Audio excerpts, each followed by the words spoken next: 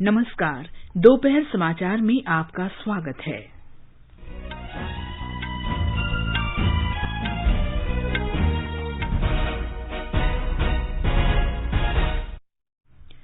प्रधानमंत्री नरेंद्र मोदी ने कहा, कृषि संबंधी ऐतिहासिक कानून से किसानों को आय बढ़ाने और उद्यमी के रूप में आगे बढ़ने के अवसर मिलेंगे। बिहार विधानसभा की 78 सीटों के चुनाव के लिए तीसरे चरण की अधिसूचना जारी। निर्वाचन आयोग ने उत्तर प्रदेश और उत्तराखंड की 11 राज्यसभा सीटों के लिए चुनाव की घोषणा की। स्वास्थ्य मंत्रालय ने कोविड-19 के साथ साथ दूसरी मौसमी बीमारियों की रोकथाम और प्रबंधन के लिए दिशा निर्देश जारी किए। और आईपीएल क्रिकेट में आज दुबई में सनराइजर्स हैदराबाद का मुकाबला चेन्नई सुपर किंग्स से।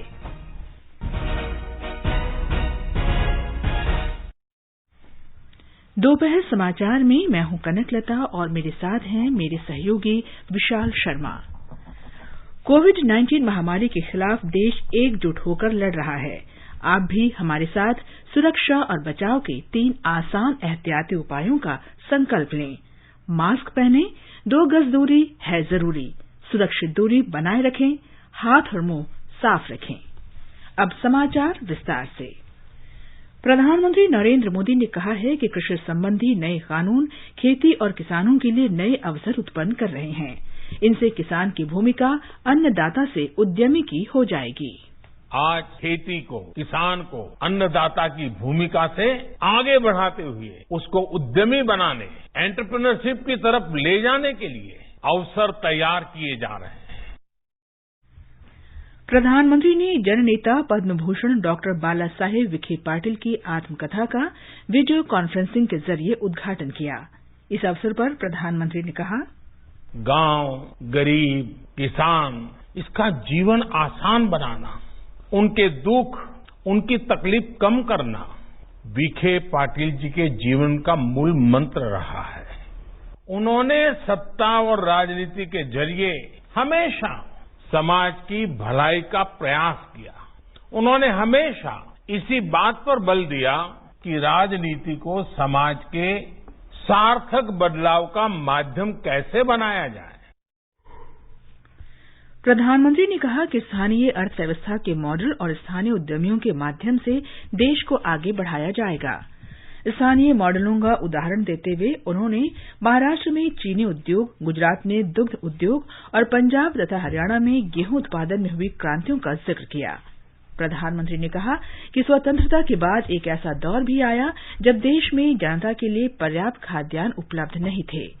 उन्होंने कहा कि इस दौर में सरकार की प्राथमिकता फसलों की पैदावार बढ़ाने की थी, इसलिए विभिन्न फसलों का उत्पादन बढ़ाने पर जोर दिया गया। उन्होंने कहा कि किसानों ने अपनी कड़ी मेहनत से अधिक उत्पादन किया और देश की खाद्यान्न की आवश्यकता पूरी की। श्री मोदी ने इस बात पर जोर दिया कि पहले किसानों के मुनाफे पर ज्यादा ध्यान नहीं दिया गया, लेकिन अब सरकार के दृष्टिकोण में बदलाव आया है। किसानों की आमदनी बढ़ाने की दिशा में पहली बार ठोस कदम उठाए गए हैं। देश ने पहली बार किसान की आय की चिंता की है, उसकी आय बढ़ाने के लिए निरंतर प्रयास किया है। चाहे वो एमएसपी को लागू करने, एमएसपी को बढ़ाने का फैसला हो, यूरिया की नीम कोटिंग हो, बेहतर फसल बीमा हो, सरकार ने किसानों की हर छोटी छोटी दिक्कतों को दूर करने का प्रयास किया है। प्रधानमंत्री किसान सम्मान निधि योजना के बारे में श्री मोदी ने कहा कि इस योजना से किसानों को छोटे छोटे खर्च के लिए दूसरों के पास जाने की मजबूरी से मुक्ति मिली है। पीएम किसान सम्मान निधि योजना से किसानों को छोटे छोटे खर्चे के लिए दूसरों के पास जाने की मजबूरी से मुक्ति दिलाई है। इस योजना के तहत 1 लाख करोड़ रुपए सीधे किसानों के बैंक खातों में ट्रांसफर किए जा चुके हैं। कोई बिचौलिया नहीं। इतना ही नहीं, cold chains, mega food parks और एग्रो प्रोसेसिंग इंफ्रास्ट्रक्चर पर भी अभूतपूर्व काम हुआ है। महाराष्ट्र से हमारे संवाददाता ने बताया है कि प्रधानमंत्री नरेंद्र मोदी ने कहा कि प्रधानमंत्री कृषि सिंचाई योजना से कृषि क्षेत्र में विकास हुआ है। पीएम मोदी ने कहा कि प्रधानमंत्री कृषि सिंचाई योजना के माध्यम से महाराष्ट्र में वर्षों से प्रलंबित 26 परियोजनाओं को शीघ्र पूरा किया गया। इनमें से 9 परियोजनाएं अब पूरी हो चुकी है और उनके पूरा होने से लगभग 5 लाख हेक्टेयर भूमि को सिंचाई का लाभ मिला है। उन्होंने आगे कहा कि जुलाई 2018 में 90 छोटी और बड़ी सिंचाई परियोजनाओं पर काम शुरू हो चुका है और अगले 2-3 वर्षों में जब काम पूरा हो जाएगा तो इसके चलते लगभग 4 लाख हेक्टेयर भूमि सिंचाई के अंतर्गत आ जाएगी। पीएम ने आगे कहा कि महाराष्ट्र में 13 जिलों में भूजल का स्तर बहुत नीचे है और इन जिलों में अटल भूजल योजना लागू की जा रही है। उन्होंने कहा पिछले 1 साल में 19 लाख परिवारों को जल जीवन मिशन के माध्यम से महाराष्ट्र में 13 लाख परिवारों को कोविड-19 महामारी के बीच पीने योग्य पेयजल उपलब्ध कराया गया। कुणाल शिंदे, आकाशवाणी समाचार, मुंबई। कर्नाटक के ग्रामीण विकास मंत्री के.एस. ईश्वरप्पा ने कहा है कि राज्य में मनरेगा योजना को लागू करने में 71.68% प्रगति हुई है। उन्होंने आज बेंगलुरु में बताया कि 2020-21 के दौरान 13 करोड़ रोजगार दिवस सृजित करने का लक्ष्य है। अब तक इनमें से 9 करोड़ 32 लाख रोजगार दिवस सृजित कर लिए गए हैं। चालू वित्त वर्ष के दौरान राज्य ने इस कार्यक्रम के तहत 31 अरब 55 करोड़ रुपए खर्च किए हैं। इनमें से 24 अरब 93 करोड़ रुपए मजदूरी देने में खर्च किए गए। मनरेगा कार्यक्रम के तहत 44 लाख 86 हजार लोगों को रोजगार दिया गया, जो पिछले 5 वर्ष में सबसे अधिक है। श्री ईश्वरप्पा ने बताया कि केंद्र सरकार स्वामित्व योजना के तहत ड्रोन प्रौद्योगिकी के इस्तेमाल से राजस्व भूमि की माप का कार्य तेज हो गया है। इससे जमीन से जुड़े विवादों के समाधान में मदद मिलेगी। प्रधानमंत्री ने कहा है कि वित्त मंत्री निर्मला सीतारामन की घोषणाएं समय से किए गए उपाय हैं, जिनसे उपभोक्ताओं के खर्च करने की क्षमता बढ़ेगी और पूंजीगत व्यय में भी बढ़ोतरी होगी। श्री मोदी ने एक ट्वीट में कहा कि उपायों से अर्थव्यवस्था में मांग में तेजी आएगी। वित्त मंत्री निर्मला सीतारामन ने देश में उपभोक्ता मांग में लगभग 73,000 करोड़ रुपए तक की वृद्धि के लिए 5 बड़ी योजनाओं की घोषणा की। कल नई दिल्ली में उन्होंने देश में मांग को बढ़ाने के कुछ नए प्रस्तावों का ब्यौरा दिया। उन्होंने बताया कि नए प्रस्तावों के तहत मांग में वृद्धि के लिए एलटीसी कैश वाउचर और फेस्टिवल एडवांस दिया जाएगा। वित्त मंत्री ने बताया कि केंद्र और राज्य सरकारों द्वारा पूंजीगत व्यय के लिए अतिरिक्त 37,000 करोड़ रुपए दिए जाएंगे। उन्होंने बताया कि सरकारी कर्मचारियों को एलटीसी की 2018-21 ब्लॉक अवधि के लिए 10 दिन की छुट्टी के बदले नकद भुगतान किया जाएगा और पात्रता के अनुसार यात्रा किराया दिया जाएगा। वित्त राज्य मंत्री अनुराग ठाकुर ने बताया कि इस योजना के लाभार्थी को एलटीसी भुगतान की राशि और यात्रा किराए की 3 गुना राशि से वस्तुओं और सेवाओं की खरीद के बारे में जीएसटी इनवॉइस देना होगा। वित्त मंत्री ने कहा है कि केंद्र उन राज्यों को ऋण लेने में मदद करेगा जो जीएसटी राजस्व नुकसान की भरपाई के लिए प्रस्तावित उधारी विकल्प अपनाना चाहते हैं। कोविड महामारी के कारण राज्यों की जीएसटी क्षतिपूर्ति के उपायों पर अधिकांश राज्य और केंद्र शासित प्रदेश के वित्त मंत्री सहमत हैं। नई दिल्ली में कल जीएसटी परिषद की 43वीं बैठक के बाद वित्त मंत्री ने बताया कि 21 राज्य और केंद्र शासित प्रदेशों ने उधार लेने के विकल्प पर सहमति व्यक्त की है, लेकिन इस मुद्दे पर अभी आम सहमति बनाई जानी है।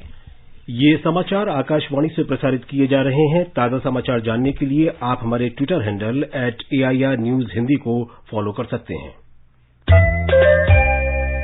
अरे भाई, सुना तुमने? अरे इस मुश्किल समय में सरकार ने हम कामगारों की मदद के लिए एक और बड़ा कदम उठाया है। कौन सा कदम? पात्रता के नियमों में छूट के साथ ESIC ने अटल बीमित व्यक्ति कल्याण योजना के तहत मिलने वाली राहत राशि को बढ़ाकर दुगना कर दिया है। हाँ, अच्छा। पात्रता की शर्तों को पूरा करने वाले जरूरतमंद बीमित व्यक्ति राहत के लिए ऑनलाइन दावा www.esic.in पर करें। अधिक जानकारी के लिए अपने नजदीकी ESIC शाखा कार्यालय से संपर्क करें या फिर टोल फ्री नंबर 1800-112526 पर कॉल करें।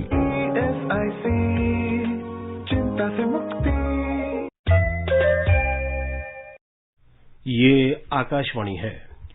बिहार में विधानसभा चुनाव के तीसरे चरण की अधिसूचना जारी कर दी गई है। इस चरण में मतदान 7 नवंबर को होगा। 15 जिलों के 78 निर्वाचन क्षेत्रों में नामांकन 20 अक्टूबर तक भरे जा सकते हैं। अगले दिन नामांकन पत्रों की जांच की जाएगी और 23 अक्टूबर तक नाम वापस लिए जा सकेंगे। वाल्मीकि नगर लोकसभा क्षेत्र के उपचुनाव के लिए भी अधिसूचना जारी की गई है। मतदाता विधानसभा चुनाव और वाल्मीकि नगर संसदीय उपचुनाव दोनों के लिए अपने मताधिकार का प्रयोग कर सकते हैं। इसके लिए संबंधित मतदान केंद्रों पर अलग अलग ईवीएम मशीनों का उपयोग किया जा सकेगा। विधानसभा चुनाव और लोकसभा उपचुनाव एक साथ होने से मतदाताओं की उंगली पर न मिटने वाली स्याही लगाने के तरीके में भी बदलाव किया गया है। हमारे संवाददाता ने बताया है कि चुनाव प्रचार में तेजी आ गई है। दूसरे चरण के लिए 94 विधानसभा क्षेत्रों में नामांकन भरने का कार्य तेज पकड़ने लगा है। पथ निर्माण मंत्री और भाजपा प्रत्याशी नंदकिशोर यादव ने आज पटना साहिब सीट से नामांकन भरा। वहीं राजद नेता तेज प्रताप यादव ने समस्तीपुर जिले की हसनपुर विधानसभा क्षेत्र से अपना नामांकन पत्र दाखिल किया। दूसरे चरण के नामांकन के लिए अब 3 दिन ही शेष रह गए हैं। इधर महागठबंधन के मुख्यमंत्री पद के उम्मीदवार तेजस्वी प्रसाद यादव आज समस्तीपुर से चुनाव प्रचार अभियान औपचारिक शुरुआत करेंगे। धर्मेंद्र कुमार राय, आकाशवाणी समाचार, पटना। निर्वाचन आयोग ने उत्तर प्रदेश और उत्तराखंड की राज्यसभा की 11 सीटों के लिए चुनाव की घोषणा कर दी है।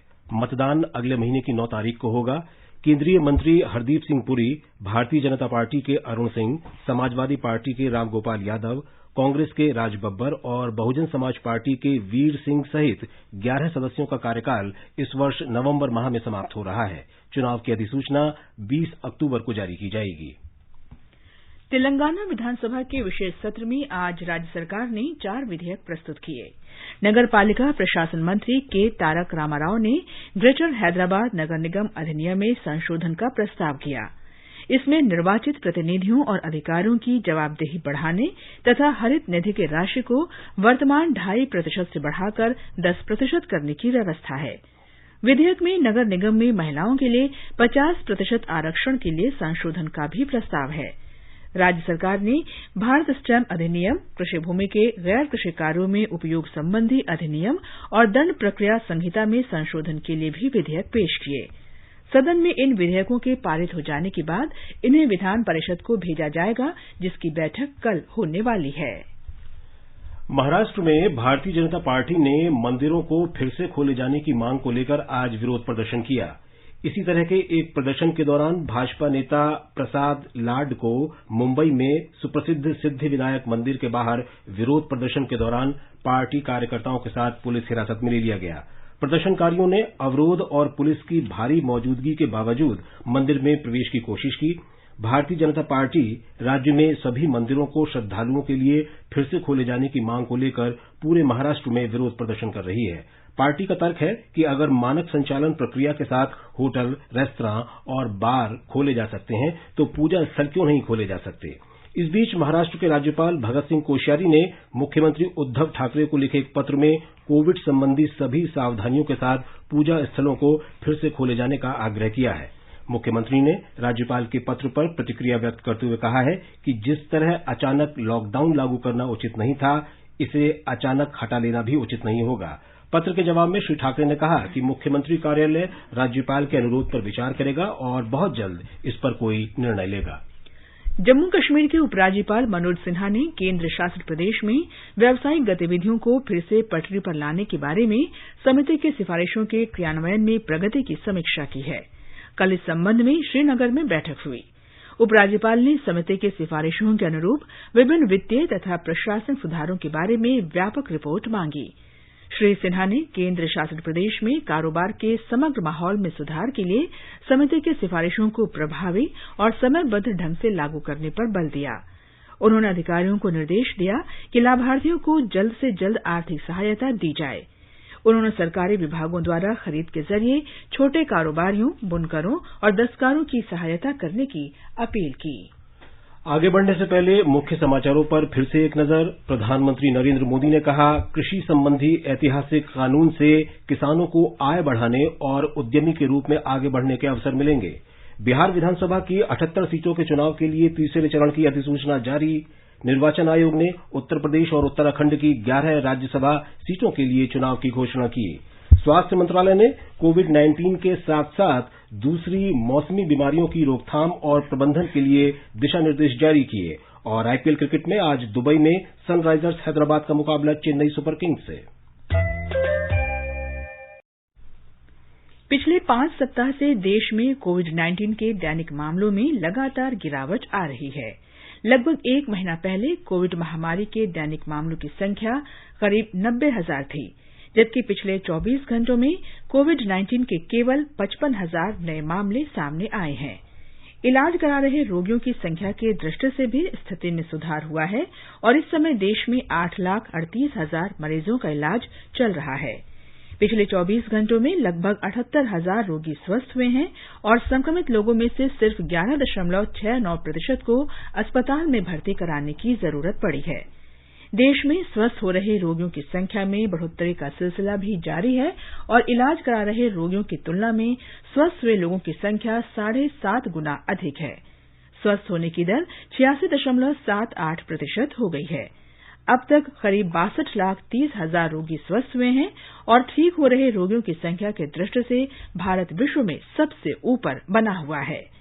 देश में अब तक कोविड-19 से कुल 71,75,881 लोग संक्रमित हुए हैं।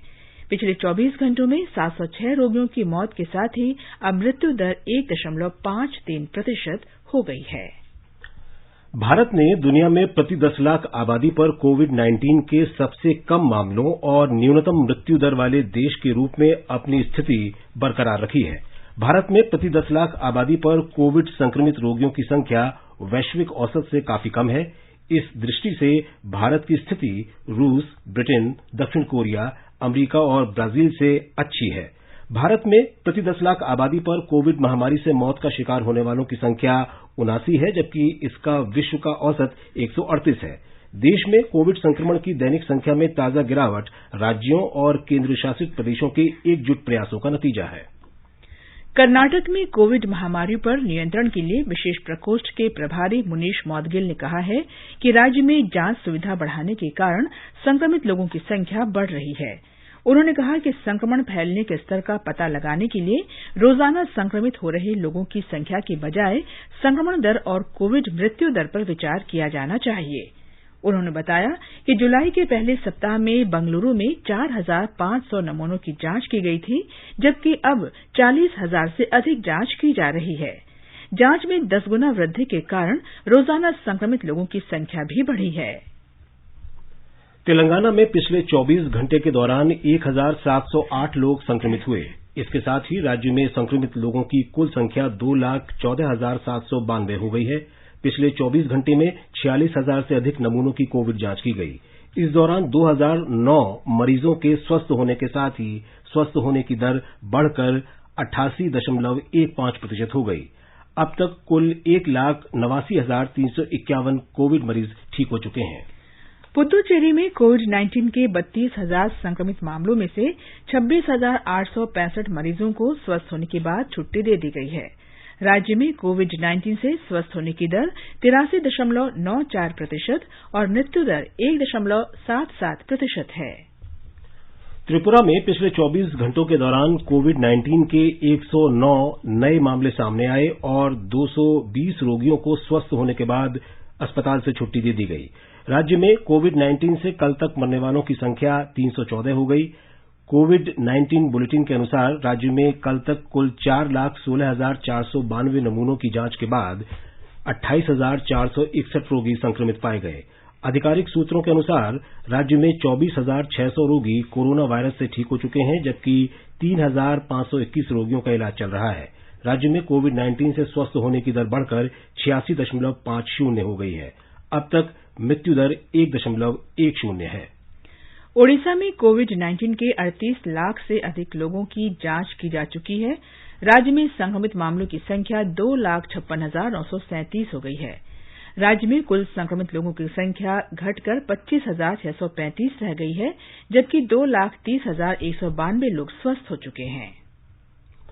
मध्य प्रदेश में पिछले 24 घंटों के दौरान कोविड-19 के 1,478 नए मामले सामने आने के बाद कुल संक्रमित रोगियों की संख्या बढ़कर 1,48,000 हो गई है।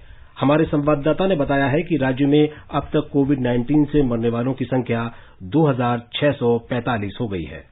राज्य के स्वास्थ्य बुलेटिन के अनुसार 1702 कोरोना वायरस रोगियों को कल स्वस्थ होने के बाद अस्पतालों से छुट्टी मिल गई। इसके फलस्वरूप प्रदेश में अब तक 1,30,000 से ज्यादा लोग स्वस्थ हो चुके हैं। मध्य प्रदेश में अब 14,932 सक्रिय मामले हैं। मध्य प्रदेश में अब हर दिन 25,000 से अधिक परीक्षण किए जा रहे हैं। वहीं राज्य में अब तक 24 लाख से ज्यादा परीक्षण हो चुके हैं। आम लोगों की सुविधा के लिए मध्य प्रदेश में 711 फीवर क्लिनिक भी काम कर रहे हैं। संजीव शर्मा, आकाशवाणी समाचार, भोपाल।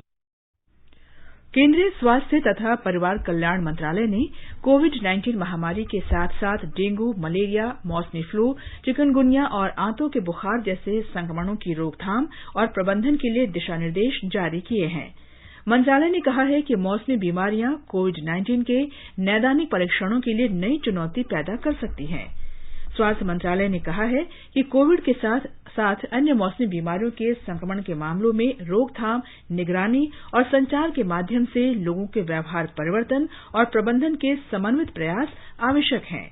मंत्रालय ने यह भी कहा है कि लगातार निगरानी और जागरूकता से इस तरह के मामलों में दूसरी बीमारियों के संक्रमण को रोका जा सकता है। स्वास्थ्य मंत्रालय ने राज्यों से भी कहा है कि वे अपने संसाधनों का कारगर तरीके से इस्तेमाल करें और समन्वित निगरानी, परजीवियों पर नियंत्रण के उपाय, टीकाकरण और कीटनाशकों के उपयोग से मौसमी बीमारियों के फैलाव को रोकने का प्रयास करें। अखिल भारतीय आयुर्विज्ञान संस्थान नई दिल्ली एम्स के उदर संबंधी रोग के प्रोफेसर डॉक्टर गोविंद मखारिया ने कहा कि टीका विकसित होने तक कोरोना वायरस का एकमात्र इलाज मास्क पहनना, सामाजिक दूरी और स्वच्छता का सख्ती से पालन करना है। आकाशवाणी से बातचीत में डॉक्टर मखारिया ने कहा कि कुछ लोग इन सावधानियों को न अपनाकर खुद के साथ साथ दूसरे लोगों को भी खतरे में डाल रहे हैं। The chance of getting infection to a person who has a coronavirus infection, either symptomatic or asymptomatic, is much higher than that was in the earlier months of this year. Therefore, we must all should keep more vigilance and more precautions and protect ourselves from getting infected. The three best known methods for prevention of spread of infection are that mask, maintain a distance of 2 meters, and this is very important. While you are at workplace, don't take lunch together. Please maintain a distance. And wash your hands very properly. Either sanitize your hands by alcohol-based solutions or use soaps. Please remember that if I do not get infection, I protect myself, I protect my family, I protect my workplace, I protect my neighborhood. Therefore, prevention is the best way for coronavirus. अंतर्राष्ट्रीय तीरंदाज मुस्कान किरात ने लोगों से कोविड-19 से बचने के लिए प्रधानमंत्री द्वारा दिए गए 3 सूत्र के पालन की सलाह दी है। नमस्कार, मैं मुस्कान किरात, अंतर्राष्ट्रीय तीरंदाज। मैं आप सभी को यही कहना चाहूंगी, जब भी आप बाहर जाएं, फेस मास्क जरूरी लगाएं, हाथों को समय समय पर सैनिटाइज करते रहे, सोशल डिस्टेंसिंग मेंटेन रखें, कोरोना आपसे दूरी बनाए रखेगा। महिला रेसलर अलका तोमर ने भी कोविड से बचाव के उपाय अपनाने की सलाह दी। मैं Alka Tomar, Commonwealth Games gold medalist, Arjun awardee wrestler. जैसे कि हम सबको पता है, त्योहार शुरू हो रहे हैं, हम सब घर से निकलने लगे हैं, तो इन सभी के साथ हमें अपनी पूरी सावधानी रखनी होगी, पूरी सुरक्षा के साथ हमें अपने घर से निकलना होगा। मैं भी आप सबसे अपील करती हूँ कि आप इन चीजों का, मास्क का, सैनिटाइजर का और 2 गज की दूरी का आप प्लीज पालन करिए, तभी हम इस बीमारी से बच पाएंगे। बांग्लादेश में स्वास्थ्य सेवा विभाग ने कोविड महामारी के मद्देनजर दुर्गा पूजा के दौरान अपनाए जाने वाले दिशा निर्देश जारी किए हैं। 5 दिन का दुर्गा पूजा समारोह 22 अक्टूबर से शुरू होगा। देश में हिंदुओं का ये सबसे बड़ा धार्मिक पर्व है। इन दिशा निर्देशों में दुर्गा पूजा के आयोजकों से ये सुनिश्चित करने को कहा गया है कि मंडपों में प्रवेश और निकास के द्वार अलग अलग हों। पूजा के लिए आने वाले पुरुषों और महिलाओं के लिए अलग अलग व्यवस्था करनी होगी। पूजा मंडप में लोगों को मास्क पहनना होगा। मास्क के बिना मंडप में प्रवेश नहीं करने दिया जाएगा। बांग्लादेश के ढाका में लगभग 45% लोगों में कोविड-19 के एंटीबॉडीज मिले हैं। महामारी विज्ञान, रोग नियंत्रण और अनुसंधान संस्थान तथा अंतर्राष्ट्रीय डायरिया रोग अनुसंधान केंद्र के अध्ययन में ये पता चला है। अध्ययन के अनुसार ढाका की झुग्गी झोपड़ियों में करीब 74% लोगों में एंटीबॉडीज पाए गए। अध्ययन से ये भी पता चला है कि शहर में 82% कोविड मरीजों में संक्रमण के लक्षण नहीं दिखे। इस अध्ययन के निष्कर्ष कल जारी किए गए। इस अवसर पर अंतर्राष्ट्रीय डायरिया रोग अनुसंधान केंद्र के वरिष्ठ वैज्ञानिक डॉक्टर फिरदौसी कादरी ने कहा कि अध्ययन में शामिल आबादी में सीरो पॉजिटिविटी की दर से लोगों में कोविड-19 महामारी से निपटने के लिए हर्ड इम्यूनिटी विकसित होनी शुरू हो गई है। हालांकि विश्व स्वास्थ्य संगठन ने इसे वैज्ञानिक तथा नैतिक रूप से समस्यापूर्ण बताते हुए चेतावनी दी है कि हर्ड कम्युनिटी का लक्ष्य हासिल करने की आशा में कोरोना वायरस को नहीं फैलने देना चाहिए। आकाशवाणी का समाचार सेवा प्रभाग आज अपने फोन इन कार्यक्रम में हिंदी और अंग्रेजी में कोविड-19 पर विशेष परिचर्चा प्रसारित करेगा। ये कार्यक्रम आज रात 9:30 बजे से FM गोल्ड और अतिरिक्त मीटरों पर सुना जा सकता है। नई दिल्ली स्थित अखिल भारतीय आयुर्विज्ञान संस्थान एम्स के मेडिसिन विभाग के सहायक प्रोफेसर डॉक्टर नीरज निश्चल चर्चा में भाग लेंगे। श्रोता हमारे टोल फ्री नंबर 1800-115767 पर फोन करके विशेषज्ञ से सीधे सवाल पूछ सकते हैं। लैंडलाइन नंबर 011-2331-4444 पर भी सवाल पूछे जा सकते हैं। ये कार्यक्रम हमारी वेबसाइट newsonair.com और हमारे YouTube channel news on AIR official पर भी उपलब्ध रहेगा। Mobile app news on AIR से भी अपडेट लिए जा सकते हैं। ये समाचार हमारी वेबसाइट newsonair.com/hindi और हमारे mobile app news on AIR पर भी उपलब्ध हैं। चलो मिलकर एक शुरुआत करें, चलो एक फैसला आज करें, मास्क नहीं तो टोकेंगे, कोरोना को रोकेंगे, चलो एक इरादा करते हैं, चलो खुद से वादा करते हैं, मास्क नहीं तो टोकेंगे, कोरोना को रोकेंगे। दोपहर समाचार में आपका फिर स्वागत है। आईपीएल क्रिकेट में आज दुबई में सनराइजर्स हैदराबाद का मुकाबला चेन्नई सुपर किंग्स से होगा। कल रात शारजाह में रॉयल चैलेंजर्स बेंगलौर ने कोलकाता नाइट राइडर्स को 82 रन से हरा दिया। जीत के लिए 195 रन के लक्ष्य का पीछा करते हुए कोलकाता की टीम 9 विकेट पर 112 रन ही बना सकी। बेंगलौर ने पहले बल्लेबाजी करते हुए एबी डिविलियर्स के नाबाद 73 रन की बदौलत 194 रन बनाए। देश भर में आज राष्ट्रीय डाक टिकट संग्रह दिवस मनाया जा रहा है। डाक टिकटों और डाक इतिहास के अध्ययन के लिए डाक टिकट संग्रह किया जाता है। ये दिवस डाक टिकट संग्रह तथा डाक टिकटों और डाक संबंधी अन्य उत्पादों के बारे में अनुसंधान गतिविधियों को बढ़ावा देने के लिए मनाया जाता है। राष्ट्रीय फिलाटेली दिवस मनाया जाना आज डाक टिकटों के संग्रह या उसके अध्ययन से कहीं आगे बढ़ चुका है। भारतीय डाक विभाग द्वारा जारी माई स्टैम्प आज एक ब्रांड बन गया है, जिसमें व्यक्तिगत नाम से डाक टिकट जारी की जाती है। इसमें अंगूठे के नाखून की साइज में ग्राहक की तस्वीर या संस्था या किसी भी मशहूर बिल्डिंग या पर्यटन स्थल या ऐतिहासिक स्थल या वन्य जीवों के साथ पसंदीदा संदेश वाली डाक टिकट जारी की जाती है। अहमदाबाद के नवरंगपुरा पोस्ट ऑफिस के वरिष्ठ अधिकारी अल्पेश शाह ने और जानकारी दी।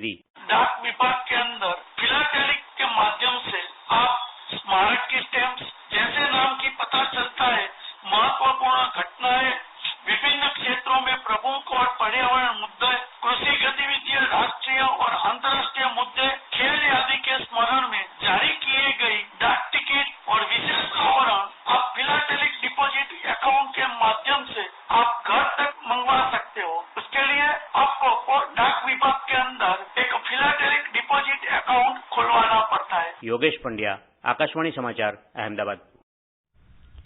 मंगल ग्रह आज रात सबसे बड़ा और सबसे चमकीला नजर आएगा। आज ये ग्रह धरती और सूरज की सीध में होगा। इस तरह की अनूठी घटना करीब 2 वर्ष बाद होती है। खगोल विज्ञान की भाषा में इसे अपोजिशन कहते हैं, क्योंकि सूरज और मंगल धरती के विपरीत दिशाओं में होते हैं। इस वर्ष अक्टूबर के दौरान मंगल ग्रह रात को अत्यधिक चमकीला नजर आ रहा है। 6 अक्टूबर को ये धरती के निकट आया और अब इसे रात को आसानी से देखा जा सकता है। श्री माता वैष्णो देवी श्राइन बोर्ड ने तीर्थस्थल में 15 अक्टूबर से श्रद्धालुओं की संख्या 5000 से बढ़ाकर 7000 प्रतिदिन कर दी है। यह निर्णय 17 अक्टूबर से शुरू हो रहे नवरात्र पर्व के मद्देनजर लिया गया है। अंत में मुख्य समाचार एक बार फिर। प्रधानमंत्री नरेंद्र मोदी ने कहा, कृषि संबंधी ऐतिहासिक कानून से किसानों को आय बढ़ाने और उद्यमी के रूप में आगे बढ़ने के अवसर मिलेंगे। बिहार विधानसभा की 78 सीटों के चुनाव के लिए तीसरे चरण की अधिसूचना जारी। निर्वाचन आयोग ने उत्तर प्रदेश और उत्तराखंड की 11 राज्यसभा सीटों के लिए चुनाव की घोषणा की। स्वास्थ्य मंत्रालय ने कोविड-19 के साथ साथ दूसरी मौसमी बीमारियों की रोकथाम और प्रबंधन के लिए दिशा निर्देश जारी किए। आईपीएल क्रिकेट में आज दुबई में सनराइजर्स हैदराबाद का मुकाबला चेन्नई सुपर किंग्स से। इसके साथ ही दोपहर समाचार का ये अंक समाप्त हुआ। नमस्कार।